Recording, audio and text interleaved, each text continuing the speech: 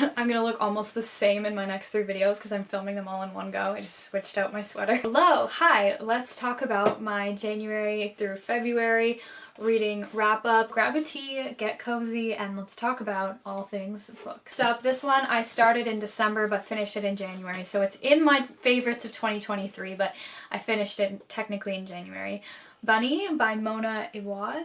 Not sure how you say her last name, but this is the ultimate fever dream. It's haunting.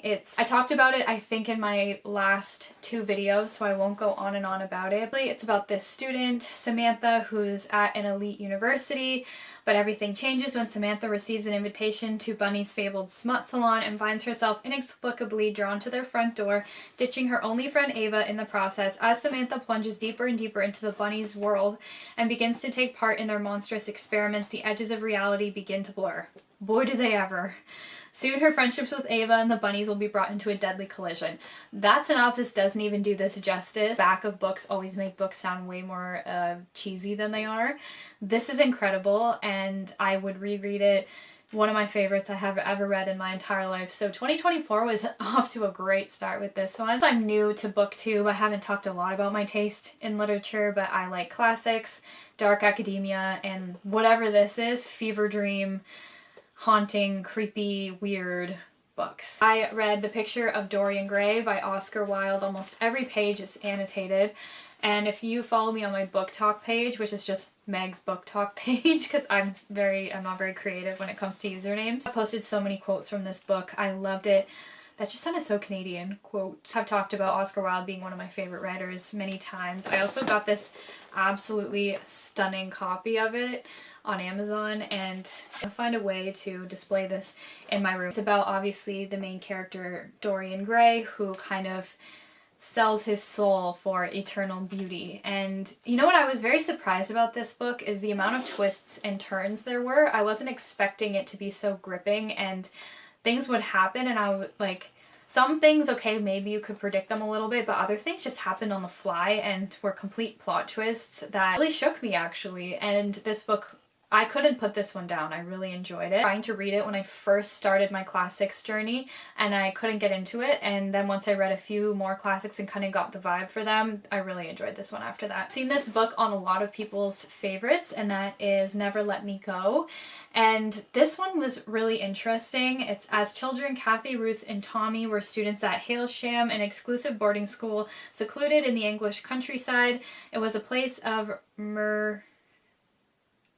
I don't know how to say the word, cliques and mysterious rules, and teachers were constantly reminding their charges of how special they are. Now, years later, Kathy is a young woman. Ruth and Tommy have re-entered her life, and for the first time, she is beginning to look back at their shared past and understand just what makes them so special, and how that will shape the rest of their time together. Suspenseful, moving, and beautifully atmospheric, Never Let Me Go is another classic by the author of The Remains of the Day. I don't want to give anything away with this one because you do figure out, I think, pretty early on what makes them special and what's really going on, but they're very suspenseful and creepy as they kind of start piecing their life together. There's so much I want to say, but I really don't want to spoil it, so I would just say read it. It's good. Letters to a Young Poet, about a young man who writes to this poet, and the poet actually writes back, and so this book is their correspondence, with the book only being what the poet writes back. And it's so good if you're feeling a little bit lost in life, if you're a creative. There's a lot of good content here. Almost every page is underlined. I think it's just one of those books that is like essential for creatives to read. I do read a lot of books for artists, like The Artist's Way and The Art of Creative Thinking. So many artist-based books, and they start to all kind of sound the same. But this one actually did have some knowledge in it that I hadn't considered before. Metamorphosis by Franz Kafka. I hope that's how you say it. Someone will correct me, I'm sure, if it's wrong. In the heart of a bustling city, Gregor Samsa awakens to find himself undergoing a transformation more bewildering than any dream. No longer the dutiful son and breadwinner, he is now a creature estranged from his own sense of self in the world around him. As the lines blur between the human and the monstrous, Kafka's Metamorphosis delves deep into the complexities of identity, societal expectations, and the lengths to which we go to find acceptance. This masterful tale, both haunting and profoundly introspective, challenges readers to question the nature of humanity and the unseen chains that bind us. Within these pages, discover a world where the ordinary becomes unthinkable and the boundaries of reality are forever altered. This one broke my heart, made me question everything.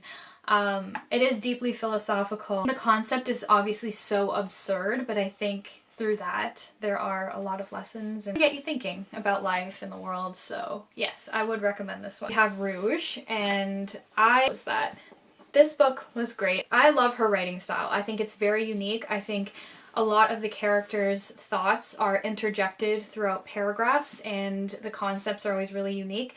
I did see that somebody thought the ending was a little bit over-explained, but I personally like when endings are very well explained. I hope I'm in focus. Honestly, I read books for the author to tell me what happens. I don't really like ambiguous endings, so I didn't mind how it was over-explained. I think there were a lot of cool concepts about maybe the elites and their control over us, the beauty industry, our obsession with beauty. It kind of almost gave similar vibes to The Picture of Dorian Gray, just that vanity and obsession with youthfulness and how far will you go to sustain that. It definitely some similar themes, but obviously very different in terms of the storylines themselves. Basically about this girl whose mother passes away, and her mother was kind of acting different towards the end of her life. She ends up dead at the bottom of a cliff, so her daughter kind of goes to her apartment to help wrap up her life, and then the daughter goes into this deep mental spiral, and it's a little bit surrealistic. Everything I love about Mona's writing. Finished almost half of this book just in a day because I had to know what happened, and I find she's one of the only authors that can grip me to the point where I'll stay awake just to finish her books. When I'm not reading the book, all I can think about is reading it. Yes, it is. Oh my goodness. I have to say this. So this girl, her name's Hannah Mickelson, and she just replied to my Snapchat story, and she is like the first subscriber I ever had on my other channel, and I just feel so sentimental seeing her name on my phone, so I'm gonna have to see what that message says. February 24th, so I will definitely be finishing another book in the month, and it is Perfume by Patrick Suskind. I've obviously heard Kurt Cobain talk about this. I have a Nirvana tattoo behind my ear. Kurt Cobain's one of my favorite artists of all time, and this is on a lot of like classics lists, books you need to read, so I think this will be in my February wrap up because I'm about I'm like a quarter through this, so I'll definitely be finishing it within the week. Kind of creeping me out for sure. It's scary. It's kind of giving the vibes of The Collector by John Fowles. That book really scared me, so it kind of feels in that same vein, just a very like emotionless protagonist, and how far will they go for what they love. Protagonist in The Collector loved collecting butterflies, and he wanted to collect a woman he was obsessed with, and this this protagonist is obsessed with scents. How far will he go to collect that? I think I'll be finishing this month, and I also am reading Letters to Milena by Franz Kafka, and it's letters that he wrote to this woman. And of course I also had the love letters between, I'm gonna put it on the screen because I can't remember, Virginia Woolf and another woman, their letters, and it always feels so invasive to read people's letters from the past, but I am a sucker for it. I do love reading love letters, especially from that time, because I feel like they were just so much more eloquently written. That is my January through February reading wrap up. Let me know what you read this month, and if you have any book recommendations for me in that like kind of fever dream, dark academia, thriller, and classic literature genre, or anything, honestly. I'm open to reading whatever. I'm also reading... Okay, I usually need some sort of fiction and then I need nonfiction, so I've been working away at The Creative Act by Rick Rubin, but it's not the type of book that I want to speed read through. It's something I have obviously taken a lot of notes on and kind of like to let things sink in and absorb. So I feel like whenever I put this book down, I pick it up at the right point because I'm about to release my own original music, and I've obviously been so scared to do that for the first time. And I picked up this book and it was about releasing your art into the world. So to me, this book kind of comes into my life at the perfect time, and I'm not in any rush to finish it. But that's everything. Hopefully you enjoyed this video. Please subscribe for all things books, and I'll see you in my next one. Bye!